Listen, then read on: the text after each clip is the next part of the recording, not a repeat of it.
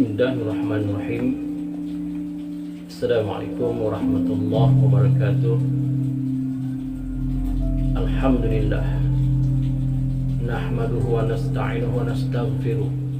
Wa na'udzu billahi min shururi anfusina wa min sayyiati a'malina. May yahdihillahu fala mudilla lahu wa may yudlilhu fala hadiya lahu. Asyhadu an la ilaha illallah wahdahu la syarika lah wa asyhadu anna Muhammadan abduhu wa rasuluh. Allahumma salli wa sallim ala sayyidina wa habibina wa syafi'ina Muhammad wa ala alihi wa sahbihi ajma'in. Rabbi syrah li sadri wa yassir li amri wahlul 'uqdatam min lisani yafqahu qawli.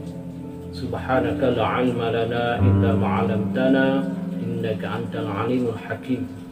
La haula wala quwwata illa billahil aliyyil azim. La haula wala quwwata illa billahil aliyyil. Amma ba'd. Alhamdulillah, syukur kita pada Allah Subhanahu wa taala. Segala puji bagi Allah, Tuhan yang menciptakan seluruh alam ini.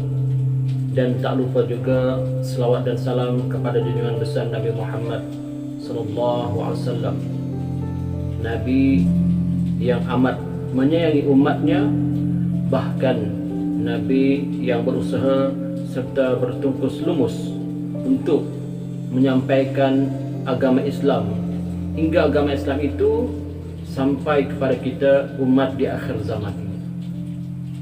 Dan seharusnya lah kita mengucapkan terima kasih kepada junjungan besar Nabi Muhammad sallallahu alaihi wasallam dengan mentaati segala perintah Allah Subhanahu wa taala yang telah diwahyukan kepada junjungan besar Nabi Muhammad sallallahu alaihi wasallam. Oleh kerana itu, hendaklah kita banyak-banyak mengucapkan selawat kepada Nabi Muhammad sallallahu alaihi wasallam. Moga-moga kita memperolehi syafaatnya besok di akhirat.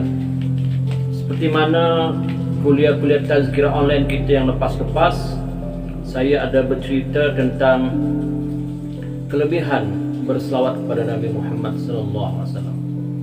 Maka kali ini kita sambung lagi cerita akan fadilat dan keajaiban serta kelebihan kita berselawat pada Nabi Muhammad sallallahu alaihi wasallam. Ya. Kerana ada hadis yang mengatakan, hadis riwayat daripada Ibnu Majah. Saya bacakan hadisnya untuk tetapan kita dan sebagai panduan kita, ya. Hadis daripada Ibnu Majah. Sabda Nabi Muhammad sallallahu alaihi wasallam, man shalla alayya fi yawmin mi'ata marratin qadallahu lahu mi'atan hajat sab'ina minha di akhiratihi wa salasina minha di dunia. Ya. Hadis riwayat Ibnu Majah, yang maksudnya barang siapa berselawat kepadaku, kata Nabi, barang siapa berselawat kepadaku dalam sehari 100 kali, maka Allah mendatangkan baginya 100 hajat, 70 untuk akhirat dan 30 untuk di dunia. Ya. Barang siapa berselawat padaku dalam sehari 100 kali, maka Allah mendatangkan baginya 100 hajat, 70 hajat untuk akhirat dan 30 hajat untuk di dunia. Hadis Ibnu Majah. Jadi tuan-tuan, para penonton yang dikasih sekalian, itu di antara hadis-hadis, ya, di antara hadis tentang kelebihan berselawat. Banyak lagi hadis-hadis, bahkan hadis-hadis sahih yang diriwayatkan oleh Imam Bukhari dan Muslim. Di antaranya, andai kata kita pernah tak satu masa telinga kita berdengung, bunyi berdengung, maka jika telinga kita berdengung, hendaklah kita membaca selawat pada Nabi Muhammad sallallahu alaihi wasallam. Kerana ada hadisnya juga. ada hadis ya tentang berselawat ketika telinga kita berdengung. Saya nak bacakan satu hadis tentang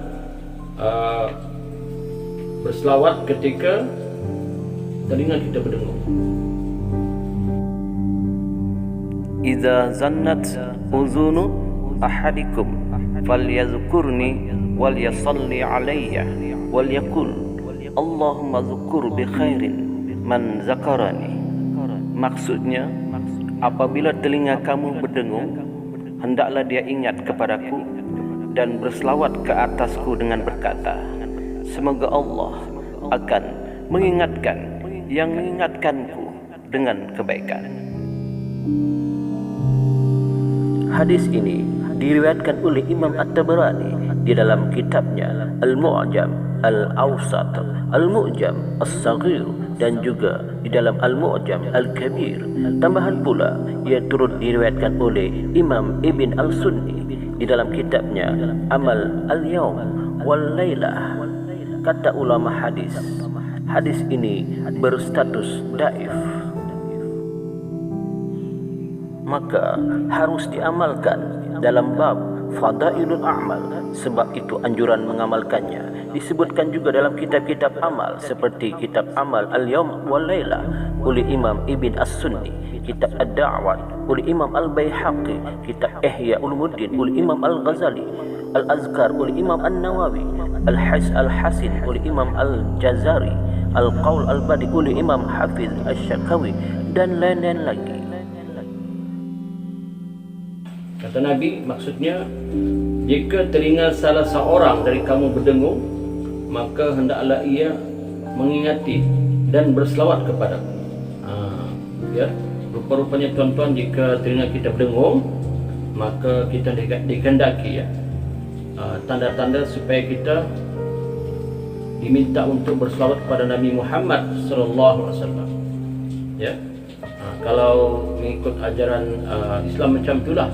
Tapi kalau ikut pahaman saintis ataupun para doktor, kalau telinga berdengung, dia ada sangkut paut dengan masalah kesihatan. Wallahu alam. Semuanya hanya Allah mengetahui. Kemudian tuan-tuan, dikira juga orang kedekut, ya, orang bakhil. Artinya orang bakhil bin kedekut. Bakhil dan kedekut lebih kurang sama lah maknanya itu, ya. Adalah orang yang ketika dibacakan nama Nabi Muhammad sallallahu alaihi wasallam di depannya ataupun didengarnya orang menyebut nama Nabi Muhammad sallallahu alaihi wasallam, maka dia tidak berselawat kepada Nabi, maka orang itu dikira kedekut. Ini pun ada hadisnya, ya. Ada hadis, saya bacakan hadisnya sebagai renungan kita. Hadis yang diriwayatkan oleh Imam At-Tirmizi, kata Nabi Muhammad sallallahu alaihi wasallam, Al-bakhilu man dzukirtu 'indahu falam yusalli alayya. Al-bakhilu man dzukirtu 'indahu falam yusalli alayya. Rawahu Tirmizi. Maksudnya orang yang bakhil itu adalah orang yang tidak mahu berselawat ketika orang menyebut namaku di sisinya. Kata Nabi, orang yang bakhil itu adalah orang yang tidak mahu berselawat ketika nama Nabi disebut di sisinya. Nama Nabi, Nabi Muhammad lah, Muhammad sallallahu alaihi wasallam. Sekarang dalam tazkirah online ini, sekiranya saya membaca nama Nabi Muhammad sallallahu alaihi wasallam, maka tuan-tuan sambutlah dengan membaca selawat. Sekurang-kurangnya Allahumma shalli ala sayyidina Muhammad, ya. Sekurang-kurangnya. Ada juga, boleh juga kita sebut sallallahu wasallim alaihi pun boleh, ya. Sekarang kita praktikkan terus, kita amalkan terus mulai sekarang, ya. Mulai ketika kita menonton ini, kita terus praktikkan membaca selawat ketika nama Nabi Muhammad sallallahu alaihi wasallam disebutkan. Allahumma shalli ala sayyidina Muhammad. Jadi tuan-tuan dan para penonton sekalian, saya nak menceritakan kali ini tentang seorang lelaki yang mana dengan berselawat, asbab berselawat, maka hutangnya dilangsaikan oleh Allah Subhanahu wa taala. Saksikan selepas ini. Assalamualaikum. Bantulah untuk sama-sama mengembangkan channel ini, kerana yang turut membantu channel ini akan dapat pahala amal jariah kerana membantu menyampaikan ilmu. Sila tekan subscribe atau langgan dan lonceng untuk dapat tazkirah terkini dari channel Nan BJ Studio. Bertemu kembali. Jadi cerita ini dulu, zaman dulu, ya, zaman salafus saleh, zaman dulu. Salafus saleh ini zaman orang-orang saleh lah, ya. Artinya zaman selepas kewafatan Rasulullah SAW dan para sahabat, itu dipanggil zaman salafus saleh, zaman orang-orang saleh, zaman dahulu, ya. Jadi ceritanya dulu ada seorang laki-laki yang peringkat awalnya dia ni sangat kaya raya. Tetapi kemudian tiba-tiba dia ditimpa ujian yang berat yang menyebabkan lelaki ini, ya, jatuh muflis dan miskin sama sekali. Padahal peringkat awalnya dia ni memang seorang ahli perniagaan yang kaya. Tapi akhirnya sedikit demi sedikit Allah tarik nikmat itu hingga dia menjadi miskin. Maka oleh kerana dia miskin, tidak dapat dia membayar hutang-hutangnya, maka setiap hari akan ada manusia yang datang menemuinya. Setiap hari menemuinya untuk apa, tuan-tuan? Untuk menuntut hutang. Untuk menuntut hutang yang tertangguh. Dan juga malangnya hutang-hutang itu tak dapat dilangsaikannya, ya. Bahkan harta beliau pun habis, harta orang ini pun habis. Maka akhirnya laki-laki yang jatuh miskin ini, akhirnya dia oleh kerana tekanan kemiskinan itu, maka terpaksa dia berjumpa dengan seorang lelaki kaya. Biasalah tuan-tuan, kita ni kalau dah kesempitan hidup ataupun dah terlalu susah, kadang-kadang kita datang keberanian, ya, untuk membuat sesuatu, ya, untuk menyelamatkan diri kita dan keluarga. Maka laki-laki ini pun berjumpa dengan seorang kaya dengan niat untuk apa, tuan-tuan? Untuk meminjam uang sebanyak 500 dinar. 500 dinar kita ini berlaku di kawasan tanah Arab lah, ya. Itu dipanggil dinar. 500 dinar tujuannya apa? Tujuannya untuk membayar hutang-hutang yang mana orang hari-hari datang ke rumahnya menagih hutang. Kemudian dia berjanji dengan orang kaya tersebut akan melangsaikan hutangnya ini pada sekian-sekian masa, sekian-sekian hari, dan sekian-sekian tarikh, ya. Dia berjanji. Orang ini berjanji akan melangsaikan hutangnya. Mungkin dia berjanji melangsaikan hutang itu dengan asbab untuk dia pusing modal. Tapi malangnya, ya, sampai masa dan sampai hari, sampai tarikh yang telah janjikan, maka datanglah orang kaya ini menagih hutangnya seperti mana yang telah janjikan. Tetapi malangnya laki-laki ini tidak dapat membayar hutang itu, padahal dia telah berjanji, ya, dan orang kaya tersebut akan membayar hutangnya sebanyak 500 dinar. Dia berjanji. Oleh kerana dia tidak menepati janji, maka laki-laki kaya yang meminjamkan dia duit itu merasa marah dan akhirnya membawa kes ini ke hakim. Kalau zaman kita sekarang membawa kes ke mahkamah, begitulah lebih kurang sana membawa kes ke jumpa hakim. Mahkamah zaman dulu dengan zaman sekarang, Allah alam bagaimana bentuk, dan semestinya lah tidak serupa, ya. Maka laki-laki ini pun oleh kerana ketidakpuasan hati si pemberi hutang, orang kaya itu, kerana janjinya akan membayar hutangnya, maka orang kaya ini pun membawa laki-laki ini jumpa dengan hakim untuk diadili, untuk dibawa ke muka pengadilan kerana berjanji tapi tidak tunaikan janji. Maka bila bertemu dengan hakim telah memutuskan. Setelah mendengar cerita daripada orang kaya yang meminjamkan duit itu, hakim telah memutuskan untuk memenjarakan laki-laki ini. Maka laki-laki miskin yang meminjam duit, yang tidak mampu bayar duit itu pun rasa redah dengan keputusan itu, tapi rasa sedih, ya, sebab biasalah orang yang telah jatuhkan hukuman sebab sedih dan sebagainya. Tetapi dia reda dengan keputusan itu kerana memang salahnya pun berjanji tak tunaikan janji.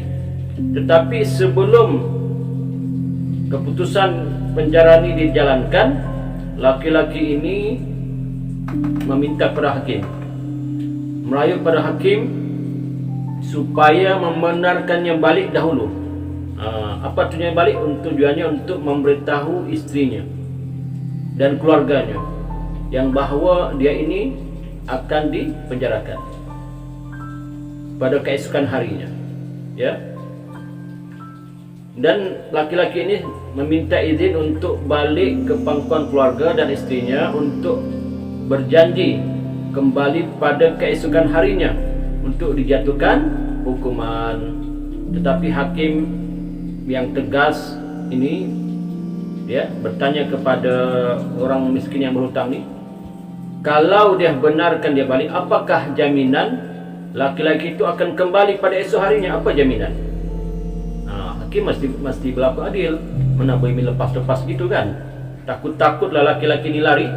Jadi kata, kalau aku lepaskan engkau malam hari ini, apakah jaminan engkau akan datang pada esok harinya?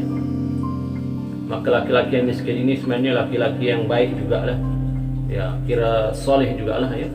Dia kata, subhanallah, sesungguhnya aku tiada jaminan apa-apa berupa wang tunai dan sebagainya. Tapi aku berjanji, ya, bahawa aku bersaksi,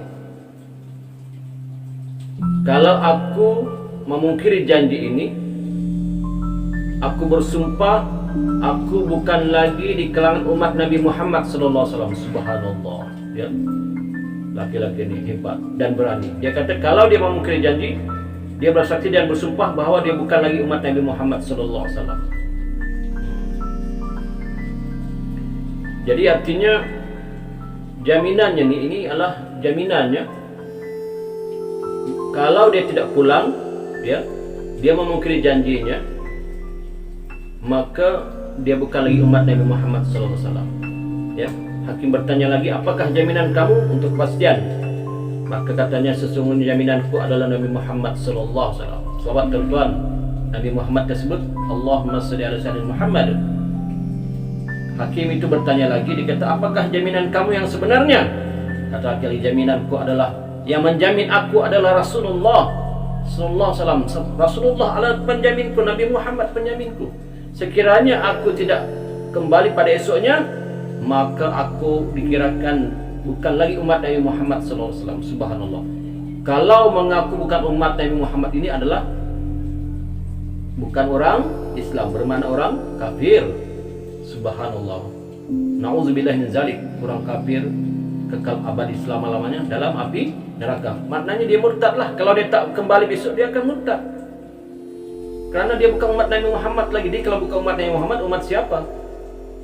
Sedangkan dia hidup di zaman Nabi Muhammad, maka dia kata Rasulullah lah menjamin. Subhanallah. Maka bila hakim mendengar pengakuan yang berani itu, maka kata hakim, okey, aku beri kebenaran engkau balik temu keluargamu, tetapi jika engkau tak balik, tertunailah apa yang telah kau janjikan. Maka laki-laki pun bergegas pulang menjumpa istrinya. Bila kembali berjumpa istrinya berkata pada suaminya, wahai suamiku, apakah engkau telah dibebaskan? Kata suami, tidak wahai istriku. Jadi kenapa suamiku dapat pulang kembali dalam keadaan begini saja tanpa apa-apa jaminan? Kata suaminya, sesungguhnya aku telah berjanji pada hakim bahawa yang menjamin aku adalah baginda Nabi Muhammad Rasulullah sallallahu alaihi wasallam. Subhanallah. Maka mendengar itu, kata istrinya, wahai suamiku, oleh kerana engkau telah berkata bahawa yang menjamin engkau adalah Rasulullah sallallahu alaihi wasallam, maka mulai malam ini, ya, mulai malam ini kita bangun malam, jangan tidur, kita membaca selawat banyak-banyak. Kita membaca selawat banyak-banyak. Moga-moga dengan izin Allah SWT, Allah beri kita yang dapat membantu kita untuk melunaskan hutang ni. Ya, kata istrinya. Moga-moga Allah Subhanahu wa taala dengan berkat berselawat ini Allah memberi sesuatu yang boleh membantu kita, kata istrinya. Maka si istri dan suami ini pun pada malam itu berselawatlah banyak-banyak, ya. Berselawat banyak-banyak kepada Nabi Muhammad sallallahu alaihi wasallam. Ya. Tak diceritakan pula dalam cerita ini apakah selawat mereka. Ya, tapi selawat ni banyaklah tuan-tuan. Walaupun kita membaca Allahumma salli ala sayyidina Muhammad, itu pun selawat juga, ya. Allahumma salli ala Muhammad pun selawat. Sallallahu sallim alaihi selawat. Selawat banyak jenis. Tak kira lah, yang penting selawat. Sebab Nabi dalam hadisnya tidak sebut pun apa selawat. Dalam hadis Nabi yang mana kalau kita berselawat maka Allah Subhanahu wa taala akan beri kita 100 hajat tadi itu yang saya sebutkan tadi itu. Tak sebut pun selawat berbentuk macam mana. Tapi kata ulama sekurang-kurangnya selawat yang paling ringkas dan paling pendek adalah Allahumma salli ala Sayyidina Muhammad. Maka balik pada cerita tadi, maka suami isteri pun berselawatlah pada malam itu. Ya, banyak-banyak selawat sampai mereka tertidur. Suami tertidur kerana mungkin kepenatan dan keletihan dan juga kehendak Allah SWT. Mereka pun tertidur. Dalam tidur itu Allah SWT takdirkan si laki-laki yang miskin yang susah ini telah bermimpi bertemu dengan Rasulullah sallallahu alaihi wasallam. Ya, telah bermimpi dengan baginda Nabi Muhammad sallallahu alaihi wasallam. Harus diingat, sesungguhnya orang yang bertemu ataupun bermimpi berjumpa dengan Nabi Muhammad sallallahu alaihi wasallam ini adalah mimpi yang benar. Kerana syaitan, ya, syaitan tidak dapat menyerupai Nabi. Syaitan dia boleh menyerupai apa saja, melainkan yang dia tak boleh serupai adalah Nabi kita Muhammad sallallahu alaihi wasallam. Sekiranya dia menyamar sebagai Nabi Muhammad sallallahu alaihi wasallam dan dia mengaku bahawa dialah Muhammad bin Abdullah Rasulullah, maka syaitan dan iblis akan terbakar. Sebab itu syaitan dan iblis tidak mampu menyamar ataupun mengaku bahawa dalam mimpi seseorang dia mengaku bahawa dialah Rasulullah. Dia tidak mampu.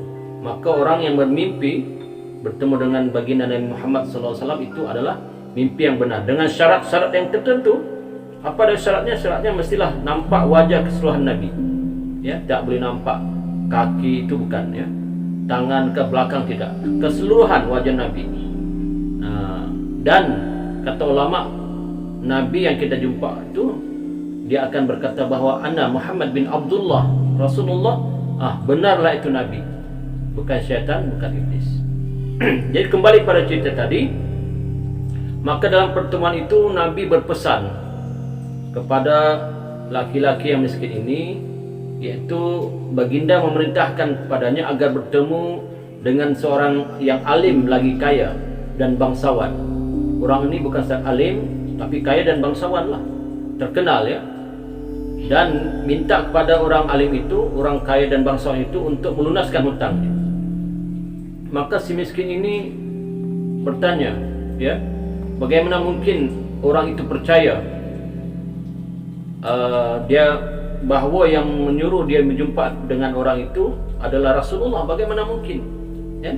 Contohlah kalau tiba-tibalah, ya, kita jumpa dengan orang, wahai saudara, tolong bayarkan saya hutang saya. Kenapa? Kerana saya mimpi dengan Rasulullah. Apa bukti kau mimpi dengan Rasulullah? Apa bukti? Maka Rasulullah ceritakan. Dia kata, kalau laki-laki tidak percaya, ceritakan ini. Kata yang pertama, ceritakan kepada orang itu, orang alim yang kaya lagi bangsawan itu, ceritakan padanya. Kalau dia kurang yakin bahawa apa yang kau sampaikan itu daripada aku, daripada Rasulullah, sampaikan kepadanya bahawa sampaikan salam aku, yakni salam Rasulullah kepada orang itu. Sampaikan. Yang kedua, katakan padanya bahawa setiap malam dia berselawat padaku sebanyak 1000 kali. Dan tidak sesekali boleh meninggalkan selawat yang baik itu, ya. Katakan padanya bahawa engkau setiap malam berselawat kepada Rasulullah sallallahu alaihi wasallam 1000 kali. Dan engkau tidak pernah meninggalkan selawat itu setiap hari. Kecuali pada satu malam engkau terlupa bilangan selawatmu itu apakah sampai 1000 kali atau tidak? Sampaikan kepada orang itu bahawa selawatnya sampai 1000 kali pada malam itu. Maka si laki-laki yang susah ini, yang miskin ini, setelah terjaga daripada mimpi itu, dia pun terus bergegas mencari orang alim, bangsawan dan kaya itu, seperti mana yang disebutkan oleh Rasulullah dalam mimpinya.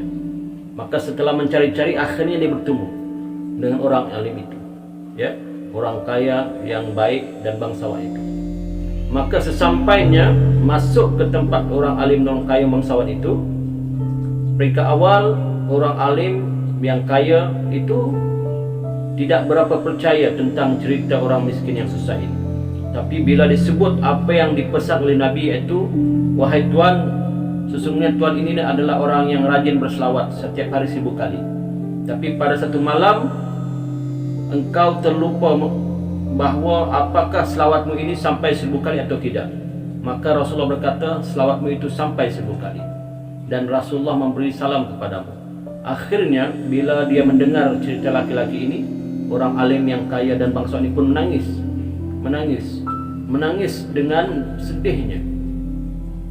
Oleh kerana itu, maka dia telah bukan setakat memberi 500 dinar kepada orang miskin tadi, bahkan dia telah memberi 2500 dinar kepada orang miskin ini untuk melangsakan hutangnya.